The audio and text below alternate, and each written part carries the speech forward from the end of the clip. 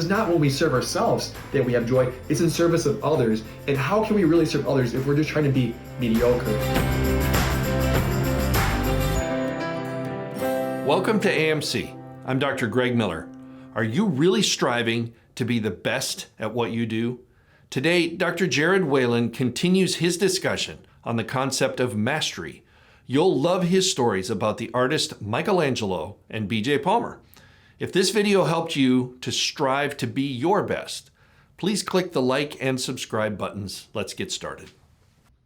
Hey everyone, Dr. Jered back with you again, here to hopefully convince you that you'll come to FAB and see us in July in Florida. I'm so excited about it. Last time I was with you, I talked about just briefly these 2mm changes that make a difference in your life. And so something else that I was going to be hopefully sharing more about was, again, this idea of mastery when we're there together at FAB. I had a mentor that said it doesn't take much more work to be the best in your area.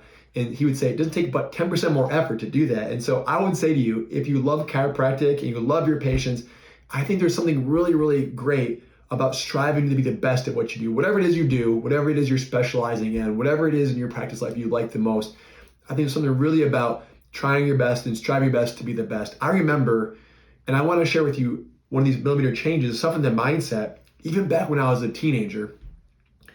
Kind of a long story, but I'll make it shorter as best I can. I was a pretty great football player when I was in Pee Wee football, and it was time for 7th grade, and I was going to maybe jump into JV. You don't usually start till 9th grade, but in my 8th grade year, I said, I'll go play JV football. And my Little League coach said, Jered, do you want to be a small fish in a big pond or a big fish in a small pond? And I remember being only 13 years old, I looked at him and said, Coach, I'm going to be a big fish in a big pond. And that was not to be arrogant or conceited, but just knowing the Lord had a place for me in my life. And every one of you, you don't want to be a small fish in a big pond or a small fish in any kind of size pond. You want to be the biggest fish there is, and that only can happen through you striving to be your best and loving and serving your patients and endeavoring to learn more and develop more and grow more over time.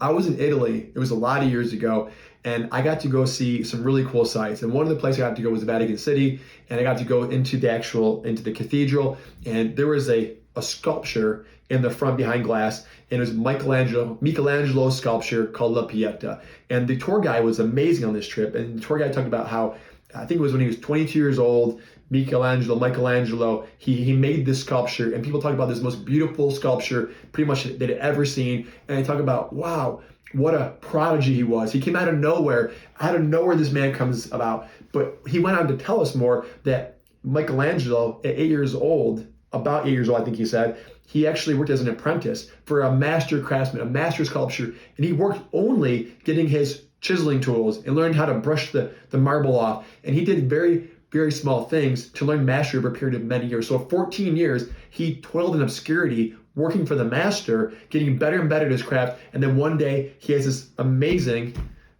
sculpture out there. And they're like, wow, this guy came out of nowhere. But he didn't come out of nowhere. And so maybe you're not what you would consider the best at what you do. You're not the best at systems mastery with AMC. You're not the best at management. You're not the best at hiring, recruiting, and training staff. You're not the best at the adjustment. You're not the best at the thing you love the most.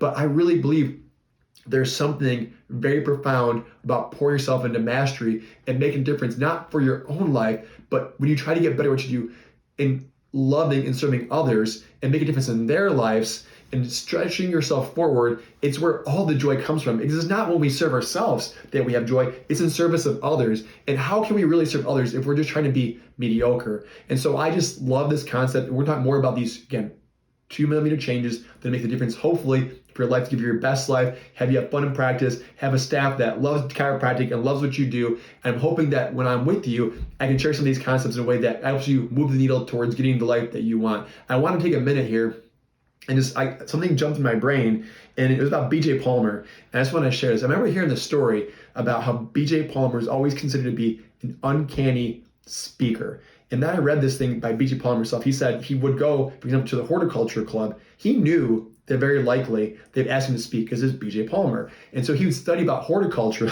and he'd study about plants. And so they'd get him up to speak, and he'd speak all about horticulture and weather. And it would seem like they're like, this guy's a genius. But literally he prepared ahead of time. If you're not preparing ahead of time to be a master at your craft or to know what to do before it's time to do it, I would say, like AMC says, these principles are all over AMC. the doorknob principle. Even from the meeting, BJ Palmer had the doorknob principle. Before he went to that meeting, he knew what to expect and he knew what he was going to talk about. And so in all of our lives, there's things we can use in AMC's principles that we can apply to all kinds of other areas. And it's not just in your practice, but our lives everywhere. Investing, it's in management. And so I'm hoping to teach you some of these, again, 2 million changes to have you better prepared to learn how to scale your practice, to learn how to scale your life, to learn how to scale the things you want to be and do. And I hope that this time with you is well spent, and I can't wait to see you all at AMC for the Fab meeting in Florida. I'm pumped about it. I can't wait to see you all. Look forward to seeing you there. Join us at our next training weekend, July 21st to the 23rd. If you're new to AMC and would like a free guest pass to 3 days of material like this, text us at 904-966-4996. AMC is your guide to becoming respected, effective, and valued in practice.